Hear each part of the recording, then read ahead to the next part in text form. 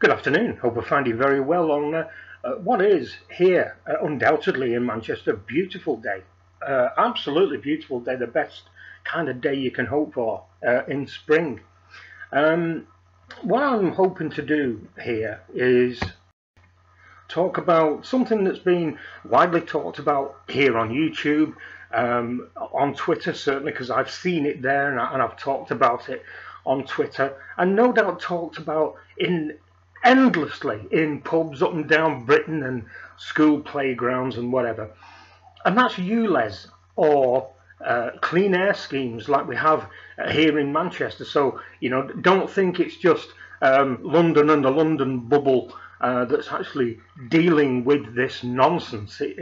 Andy Burnham, who is has the very grandiose title of Lord Mayor of Greater Manchester, which is not just Manchester and its immediate environs, but the whole kind of satellite towns around Manchester, which is making Manchester as a titled city, as it were, massive, absolutely huge now. And all the signs are up on the motorways. You're entering Greater Manchester Clean Air Zone, and I have no doubt at all that the cameras are up and that kind of thing. So we have it here as well. What I want to really talk about is my point of view about it. Let me say right at the beginning, I'm all for clean air, and you have to be fairly stupid if you're not all for clean air.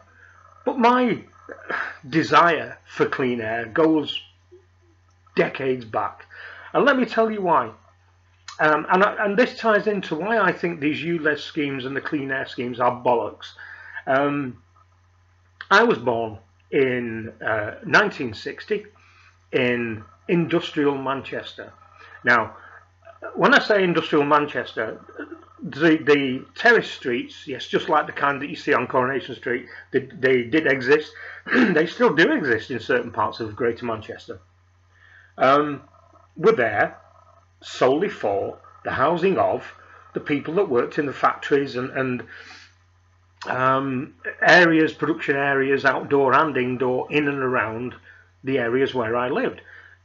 On a personal basis, where I lived, within literally a stone's throw, at the bottom of my street, we had a company called the Anchor Chemical Company, not surprisingly made chemicals. Around the corner, a company called Loco, who made industrial lubricants. There was another company called Victor Wolf that made oil products. There was English Steel, funnily enough, made steel. The Clayton Aniline Company, that was a massive chemical company. There was a colliery, a pit, a coal pit. And there was multiple, oh God, name's gone, weavers. Lots of people who made cotton goods, because Manchester was Cottonopolis, and there was lots and lots of mills weaving the basics from cotton imported in from the Indian subcontinent and turned into thread, and others that made like bedding and towels and all that kind of thing. And all of these people, all these companies, were powered by fossil fuels. Of course they were, because there wasn't anything else then. And in 1960, when I was born apart from a number of things, but the key thing with asthma. And that's something I'll touch on a little bit later on, which you will have heard of in the news. There was no treatment for asthma when I was a kid. There just wasn't. And you had to basically deal with what you had to deal with, as well as the kind of childhood illnesses.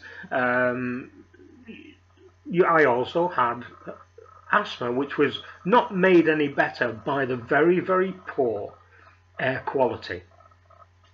And not only could the air quality be surmised about by experts who knew about that kind of thing, but you literally walked out of the house and the air was so grimy and dirty that the whole world looked grey.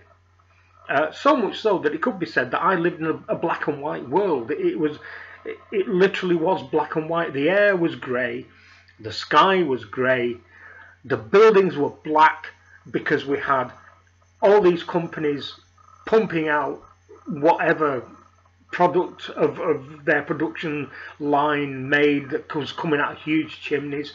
All the houses were burning coal, so we had coal fire smoke coming out of household chimneys.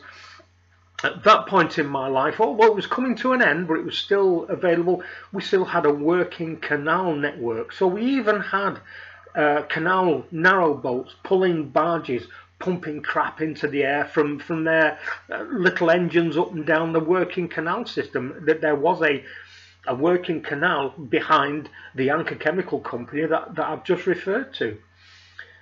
So we had all these things, and you could see no further than about 3/4 of a mile. So if you were searching for a building, for instance, that was maybe on top of a hill 3/4 of a mile away, and you knew the hill was there from your front door, you would not be able to see said building on the top of that hill. You just wouldn't, and that was solely because of all the crap that was in the air that all people were breathing in, but certainly people with bronchial problems, no matter whether it was something like asthma or if somebody had bronchitis if they were older, we were breathing all this in. So this is kind of where I come to with ULEZ being bollocks. You've seen, no doubt, the so-called survey that Sadiq Khan did about people's, or certainly children's, lives being put at risk because of air quality being polluted by cars and that kind of thing. And then there's the actual survey, which I think Jeff Bice's cars dealt with, which was in 25 years, one girl had a death associated with car exhaust, but that was because she had asthma, and a particular type of asthma. But I do kind of maintain, being an asthmatic myself, she perhaps still wouldn't have died had it not been probably a very severe asthma attack, it being in the last 20 years. And the reason I know this, I'm on a treatment called Unifilin. Now, I've been on that treatment probably for about 30 years, something like that, and I take it in the form of a tablet. Now, when this drug was new, I was prescribed it by the GP, who basically said this looks to be a hopeful treatment where asthma is concerned. And it is no exaggeration when I say the first day that I had this tablet, I went to bed with asthma and I woke up without it. That's how effective that drug was. Now, even though I still have that effective drug, I still maintain my asthma with inhalers and so on and so forth, and I still maintain my health and the amount of activity I can do and that kind of thing. So for this young girl, the only one girl in 25 years that's died because of apparent traffic congestion and particulates in the air, I'm calling BS on that. It just must have been a freak asthma attack that, yes, potentially very, very small potentiality that the air had something to do with it. But now, as I've got older, since the Clean Air Act, I've just seen the air get better and better and cleaner and sweeter to the senses than it's ever been. Now in Manchester, in the 80s, they put a plan forward to clean all public buildings because the Clean Act came in, and they decided that now was the time to invest to clean all the old-fashioned buildings that were made of sandstone and marble, to get rid of all the pitting and the soot that was on those buildings. And ever since then, all the buildings have remained perfectly clean, and it's fantastic. I can now see things of a mile and a half away on top of surrounding hills where I live that I would not have been able to see when I was a young boy, because the air is so clean.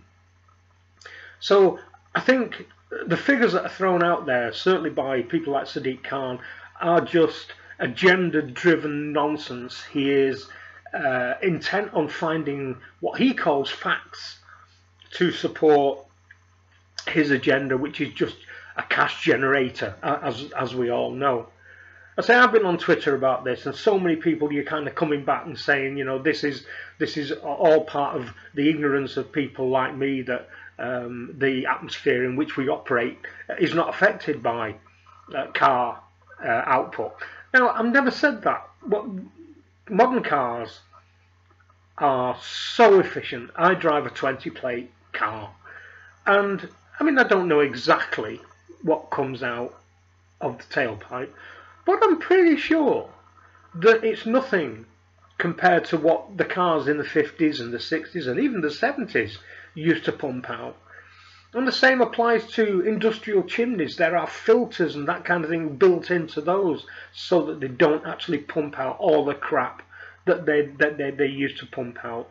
But you can see on days like today, where we have clear blue skies, that there's nothing of any great damaging chemical waste that's doing a lot of damage to the atmosphere, certainly in Manchester. And even now, although Manchester's rebuilt itself, we're now no longer an industrial hub as such. We've reinvented ourselves to a technical and artistic and media centre now, and it's widely known as the Manchester Miracle, because it's very unlike an old-fashioned industrial city. When it dies off because all industry has gone elsewhere, for it to reinvent itself, to be reborn. But Manchester has managed it somehow, and now that we are this huge, getting to be huge city with mass investment, where in the last 3 years we've had £8.2 billion worth of money poured into this city, and quite a lot of that will be to make healthy buildings and to allow clear air filters to be built into chimneys and things like that. Anywhere where it's got a heating system that may have to put things out into the air, none of that will allow to be noxious, dangerous, poisonous things. So this is my problem with the ULEZ or clean air zones like here in Manchester.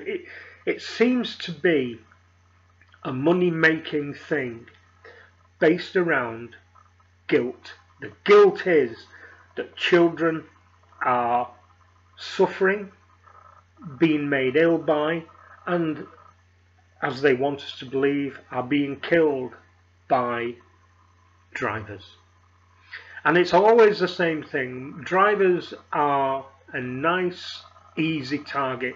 It doesn't matter whether they can cop us on a single yellow line. We've been there for 10 minutes because we've nipped somewhere because there's no car parking spaces because your local council has closed down all car parking in your local town or whatever. Or whether it's that we've gone 2 miles an hour over the speed limit on the motorway, or whatever it may be. This is the latest thing. We can be easily hit because 9 out of 10 of us who drive for a reason. I used to drive for a living, and there was nothing I could do about that. Now, because I'm basically retired because of disability, I don't drive a lot anymore, but I still enjoy driving, and I don't want to be made to feel guilty or be made to dig into my pocket because there are local politicians who have jumped on the, I suppose, the climate change train to a certain extent, this environmental thing, and said, oh good, we can get more money out of these people by making them feel guilty because we're killing poor children and kittens, which isn't just the case at all. So, as far as I'm aware, ULEZ and the Clean Air Scheme here in Manchester can basically go and do one, to the extent that I don't think, if somebody can do a survey, and it's going to have to be some form of emeritus professor from a great university, an unbiased, but how do you get an unbiased report from a university these days? Someone who can do an air analysis from places like city centre Manchester, Birmingham, Leeds, London, and just do a comparative survey and see exactly what the air is like now, and if they can go back prior to the Clean Air Act maybe and see what the air was like then, and then ask the direct question, why is it needed? It really is as simple as that. I think it is making money on guilt, and it is making money from the easiest source, and the easiest source are drivers, because we're always the easiest source. We're taxed on everything. You know, you buy your car, there's VAT. You fill your petrol or your diesel up, there's VAT. Servicing your car, there's VAT. Tyres, VAT. Road tax, you name it, there's taxation, and it's just more. It's just more and more, because we are easy. And the problem is that if you are one of us who loves cars, I love cars, I love driving. I don't drive as much as I did, but I still love it when I do. But to have that in the back of your head that, you know, I've now got to be very, very careful. I've just checked my car this week, because later on this year I have to go down into London. And fortunately my car is ULEZ compliant, fortunately. But there will be people who can't afford a modern day car that is ULEZ compliant. So what are they to do? If you can't afford a ULEZ compliant car, the chances are that's because you're on a restricted income. But then replacing your non-ULEZ compliant car to a ULEZ compliant car is a non-starter. And again, we're being persecuted by people who are using it as an extra income stream. They will never admit that that is the case. Of course they won't. Why should they? Because this climate gig and the environment gig is so evident and prominent right now. It needs to be calmed down. And central government, I believe the cure is within central government, but central government are a populist government. All governments are. It doesn't really matter what colour they are. They want to do or jump on the trains that are popular right now, that they might think will get them extra votes. And I think this is potentially why central government haven't really come down hard on Sadiq Khan, where they should do. I mean, they should come down on him very hard on a lot of things, but they seem happy-ish to let him run his little kingdom. And unfortunately, London isn't a little kingdom anymore, especially now he's expanding it out way beyond the North Circular or the M25 or whatever. He is stretching his kingdom and he's stretching his powers. And I've seen on YouTube the London Assembly, I think that's it. The Conservative members of that really try hard to pull him into line, but his arrogance is amazing. So to kind of finish this off, if they were doing this 50 years ago, absolutely, I'd have been saying, yep, bring ULEZ in, bring in Clean Air Schemes, whatever needs to be done, bring it in, because I would have benefited. I'd have celebrated, yeah, fantastic. Here's a little kid, you know, who's got asthma. He would benefit from having clean air, absolutely. But now, no, absolutely not.